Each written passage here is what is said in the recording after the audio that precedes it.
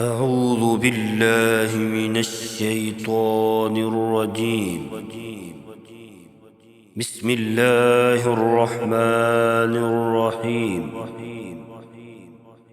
الحمد لله الذي أنزل على عبده الكتاب ولم يجعل له عوجا قيما لينذر بأسا شديدا من لدنه ويبشر المؤمنين الذين يعملون الصالحات أن لهم أجرا حسنا ماكثين فيه أبدا وينذر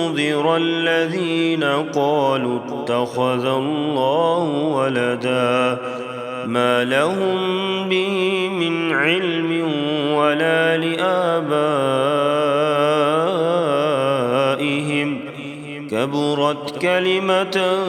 تخرج من أفواههم إن يقولون إلا كذبا فلعلك باخع نفسك على آثارهم إن لم يؤمنوا بهذا الحديث أسفا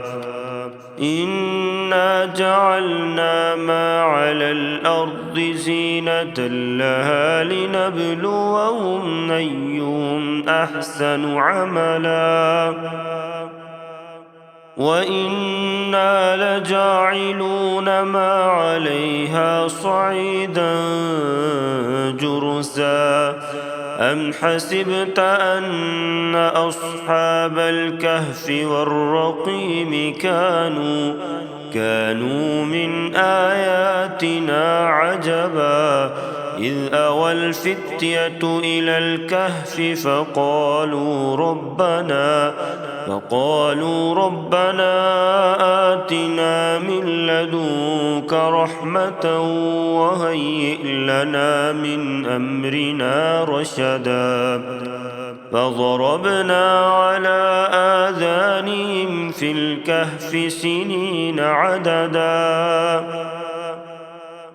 ثم بعثناهم لنعلم أي الحزبين أحصى لما لبثوا أمدا نحن نقص عليك نبأهم بالحق إنهم فتية آمنوا بربهم وزدناهم هدى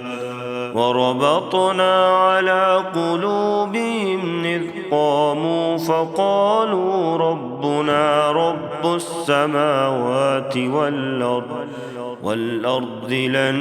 ندعو من دونه إلها لقد قلنا إذا شططا هؤلاء قومنا اتخذوا من دوني آلهة لولا يأتون عليهم بسلطان بين فمن أظلم ممن افترى على الله كذبا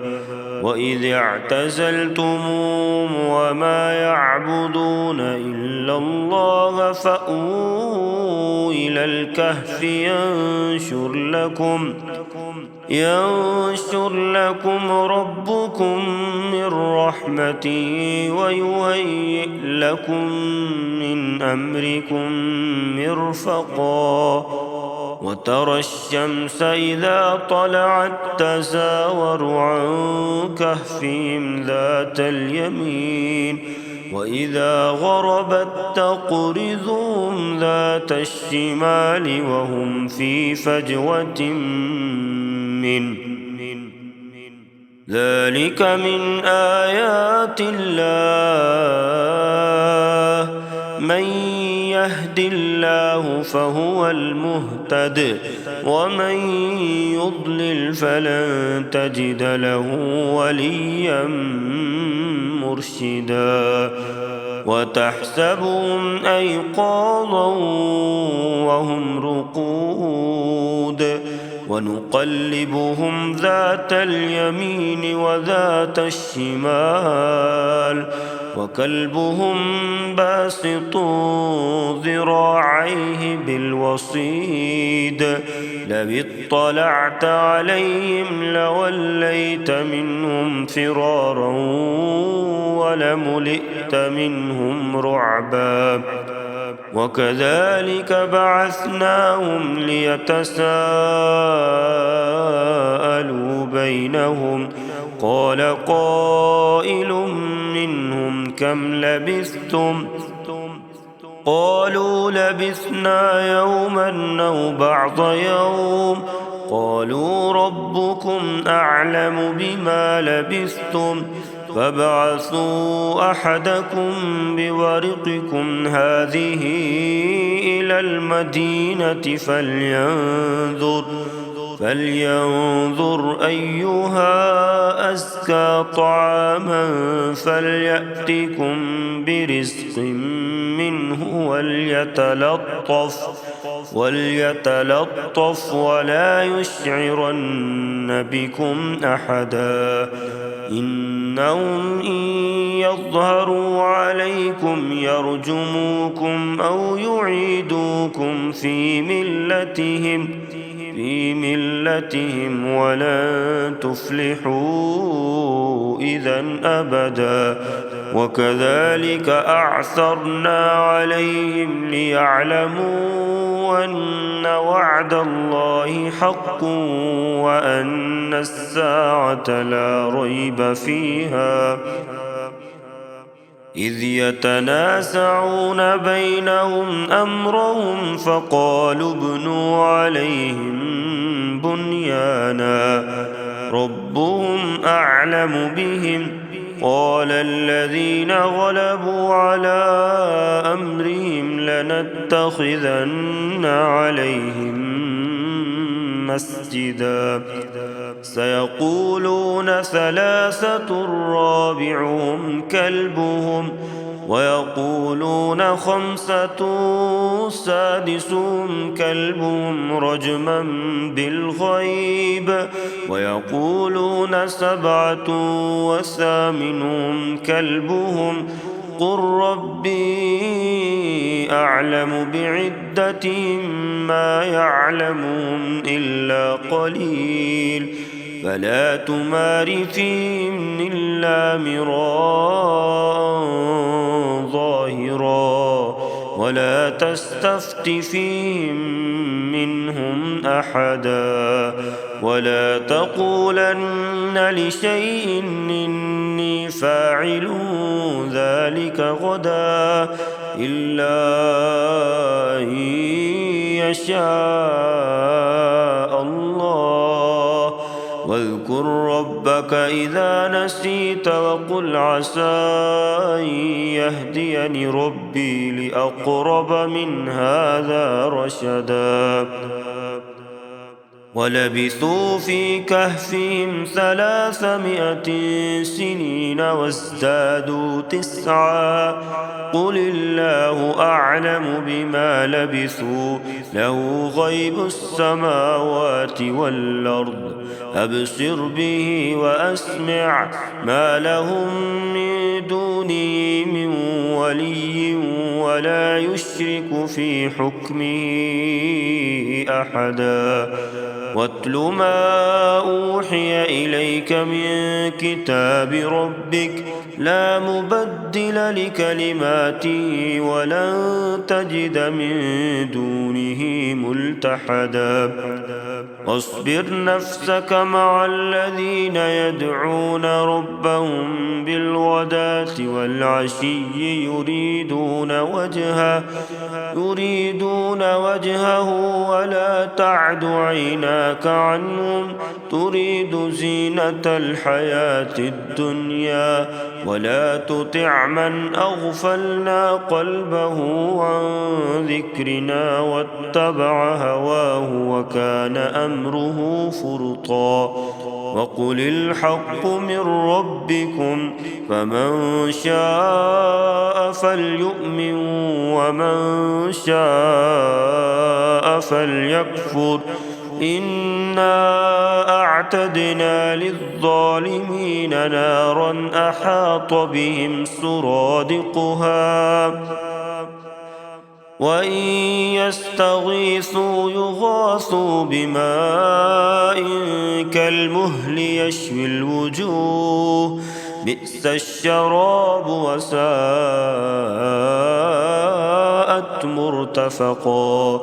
إن الذين آمنوا وعملوا الصالحات إنا لا نضيع أجر من أحسن عملا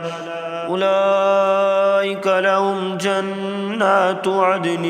تجري من تحتهم الأنهار يحلون فيها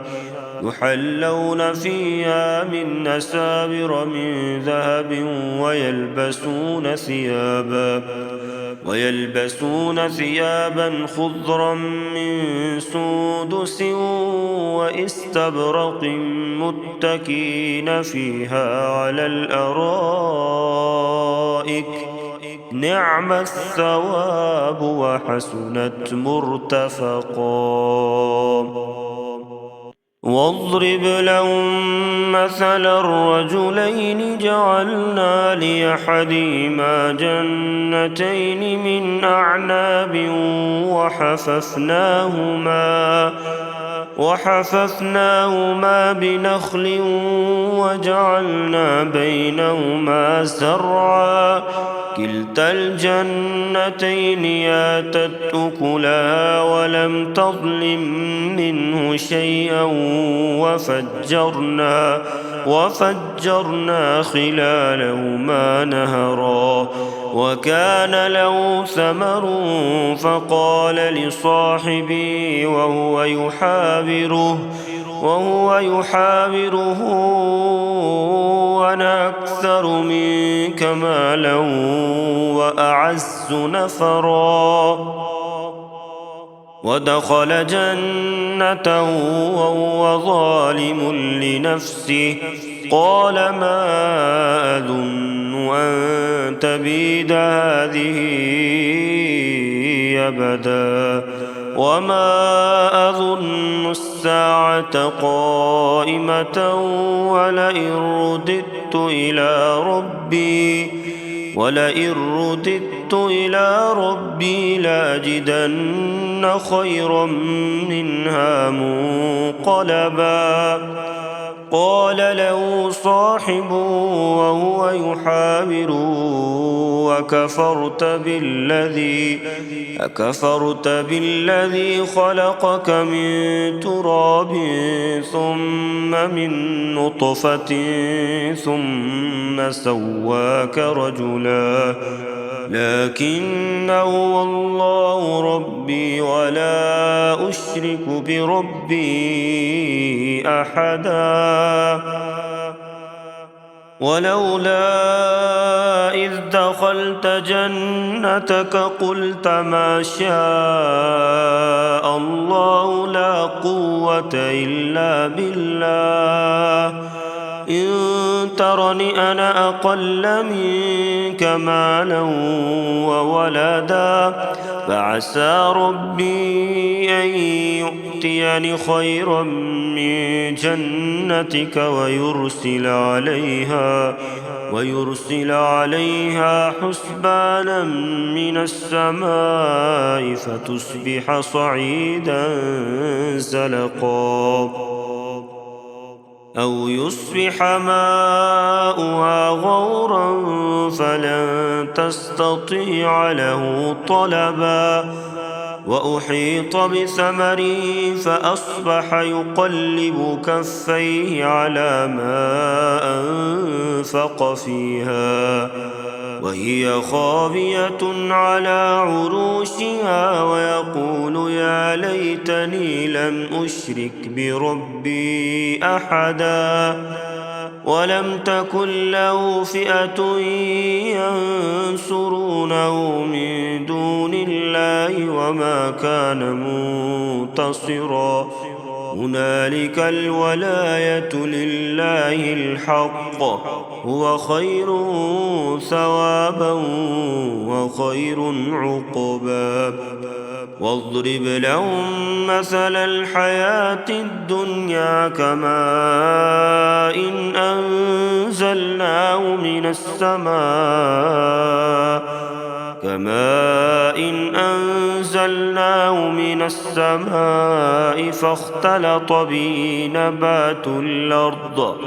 فاختلط به نبات الأرض فأصبح حشيما تذروه الرياح وكان الله على كل شيء مقتدرا المال والبنون زينة الحياة الدنيا والباقيات الصالحات خير عند ربك ثوابا وخير أملا ويوم نسير الجبال وترى الأرض بارزة وحشرناهم فلم نغادر منهم أحدا وعرضوا على ربك صفا لقد جئتمونا كما خلقناكم أول مرة بل زعمتم أن لن نجعل لكم موعدا ووضع الكتاب فترى المجرمين مشفقين مما فيه ويقولون يا ويلتنا ما لهذا الكتاب لا يغادر صغيرة ولا كبيرة إلا أحصاها ووجدوا ما عملوا حاضرا ولا يظلم ربك أحدا وإذ قلنا للملائكة اسجدوا لآدم فسجدوا إلا إبليس كان من الجن ففسق عن أمر ربه أفتتخذونه وذريته أولياء من دوني وهم لكم عدو بئس للظالمين بدلا ما أشهدتهم خلق السماوات والأرض ولا خلق أنفسهم وما كنت متخذ المضلين عضدا ويوم يقول نادوا شركائي الذين زعمتم فدعوهم فلم يستجيبوا لهم وجعلنا بينهم موبقا ورأى المجرمون النار فظنوا أنهم مواقعوها ولم يجدوا عنها مصرفا ولقد صرفنا في هذا القرآن للناس من كل مثل وكان الإنسان أكثر شيء جدلا وما منع الناس أن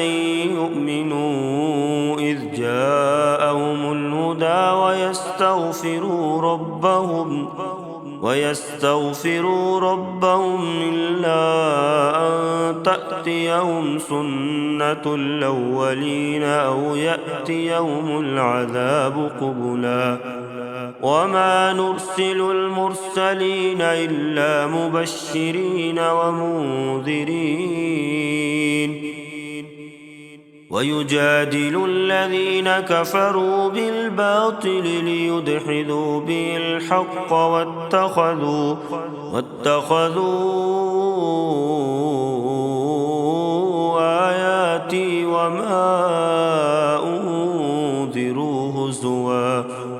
ومن أظلم ممن ذكر بآيات ربه فأعرض عنها ونسي ما قدمت يداه إنا جعلنا على قلوبهم أكنة أن يفقهوا وفي آذانهم وقرا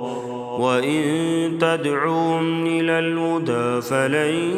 يهتدوا إذا أبدا وربك الغفور ذو الرحمة لو يؤاخذهم بما كسبوا لعجل لهم العذاب بل لهم موعد لن يجدوا من دونه موئلا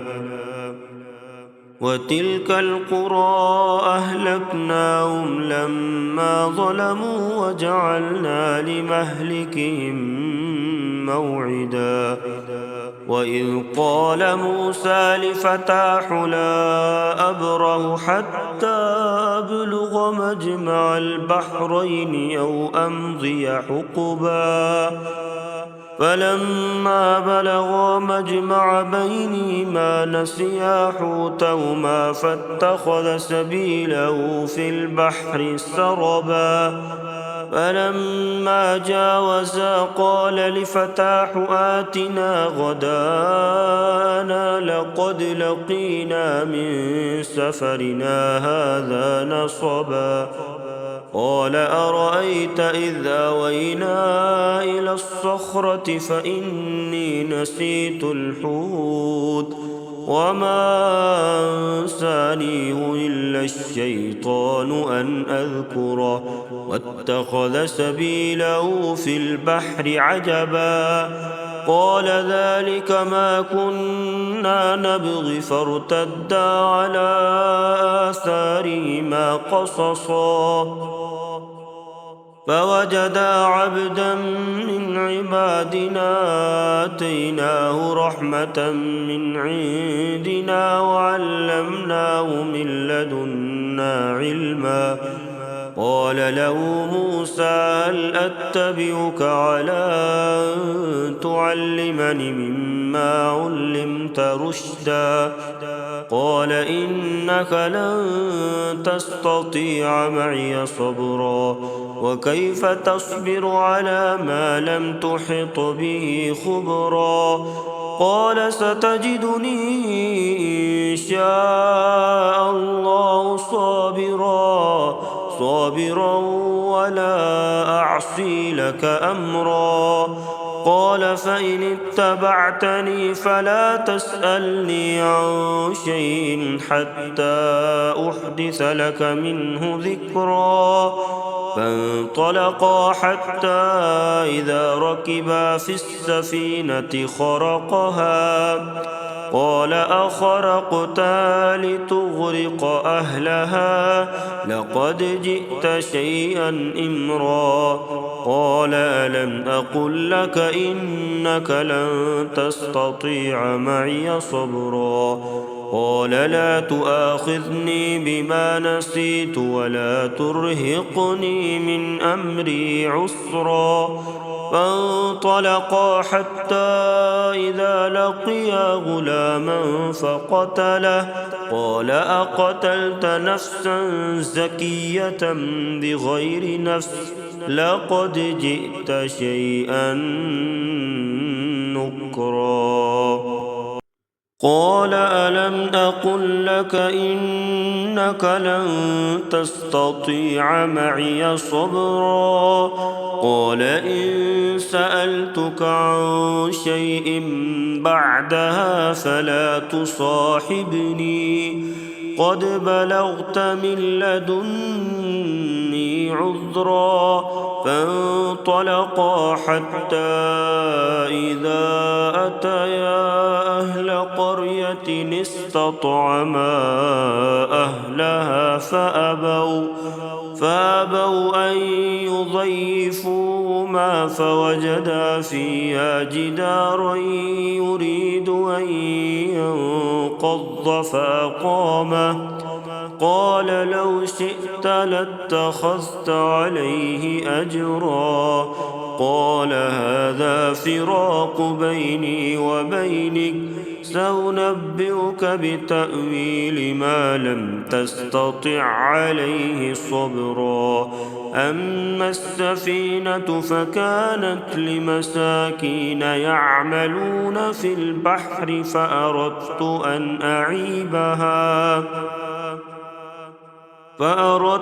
أن أعيبها وكان وراءهم ملك يأخذ كل سفينة غصبا. وأما الغلام فكان أبواه مؤمنين فخشينا أن يرهقهما طغيانا وكفرا، فأردنا أن يبدلهما ربهما خيرا منه زكاة وأقرب رحما. وأما الجدار فكان لغلامين يتيمين في المدينة وكان تحته كنز لهما وكان أبوهما صالحا، فأراد ربك أن يبلغا أشدهما ويستخرجا كنزهما رحمة من ربك، وما فعلته عن أمري، ذلك تأويل ما لم تستطع عليه صبرا. ويسألونك عن ذي القرنين، قل سأتلو عليكم منه ذكرا. إنا مكنا له في الأرض وآتيناه من كل شيء سببا، فأتبع سببا حتى إذا بلغ مغرب الشمس وجدها تغرب في عين حمية ووجد عندها قوما. قلنا يا ذا القرنين إما أن تعذب وإما أن تتخذ فيهم حسنا. قال أما من ظلم فسوف نعذبه ثم يرد إلى ربه فيعذبه عذابا نكرا. وأما من آمن وعمل صالحا فله جزاء الحسنى وسنقول له من أمرنا يسرا. ثم أتبع سببا حتى إذا بلغ مطلع الشمس وجدها تطلع على قوم لم نجعل لهم من دونها سترا. كذلك وقد أحطنا بما لديه خبرا. ثم أتبع سببا حتى إذا بلغ بين السدين وجد من دونهما قوما لا يكادون يفقهون قولا. قالوا يا ذا القرنين إن يأجوج ومأجوج مفسدون في الأرض فهل نجعل لك خرجا على أن تجعل بيننا وبينهم سدا. قال ما مكني فيه ربي خير فأعينوني بقوة أجعل بينكم وبينهم ردما. آتوني زبر الحديد حتى إذا ساوى بين الصدفين قال انفخوا حتى إذا جعله نارا قال آتوني أفرغ عليه قطرا فما استطاعوا أن يظهروا وما استطاعوا له نقبا قال هذا رحمة من ربي فإذا جاء وعد ربي جعله دكاء وكان وعد ربي حقا وتركنا بعضهم يومئذ يموج في بعض ونفخ في الصور فجمعناهم جمعا وعرضنا جهنم يومئذ للكافرين عرضا الذين كانت أعينهم في غطاء عن ذكري وكانوا لا يستطيعون سمعا أفحسب الذين كفروا أن يتخذوا عبادي من دوني أولياء إنا أعتدنا جهنم للكافرين نزلا قل هل ننبئكم بالأخسرين أعمالا الذين ضل سعيهم في الحياة الدنيا وهم يحسبون أنهم يحسنون صنعا أولئك الذين كفروا بآيات ربهم ولقائه فحبطت أعمالهم فلا نقيم لهم يوم القيامة وزنا ذلك جزاؤهم جهنم بما كفروا واتخذوا آياتي ورسلي هزوا إن الذين آمنوا وعملوا الصالحات كانت لهم جنات الفردوس نزلا خالدين فيها لا يبغون عنها حولا قل لو كان البحر مدادا لكلمات ربي لنفد البحر قبل أن تنفد كلمات ربي ولو جئنا بمثله مددا قل إنما أنا بشر مثلكم يوحى إلي أنما إلهكم إله واحد فمن كان يرجو لقاء ربه فليعمل عملا صالحا ولا يشرك بعبادة ربه أحدا صدق الله العظيم.